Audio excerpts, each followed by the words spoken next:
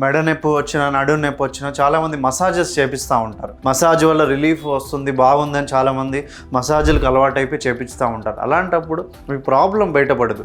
Problem బయటపడకుండా కొద్దిసేపు relief వచ్చేసిందని వెళ్ళిపోతారు పనికి. ఆ ప్రాబ్లం పెద్దగా అయిపోద్ది. సో ఇట్లాంటి ప్రాబ్లమ్స్ ఉండే వాళ్ళకి ఏంటంటే మనకి ట్యాబ్లెట్స్ అవి కాకుండా మన దగ్గర క్లాస్ 4 లేజర్ థెరపీ ద్వారా చాలా సేఫ్ టెక్నాలజీ వచ్చింది. అండ్ దీనివల్ల మనకి లోపల హీలింగ్ కూడా అవుతుంది అండ్ రిజల్ట్స్ కూడా అద్భుతంగా ఉన్నాయి. ఎటువంటి సైడ్ ఎఫెక్ట్స్ లేదు.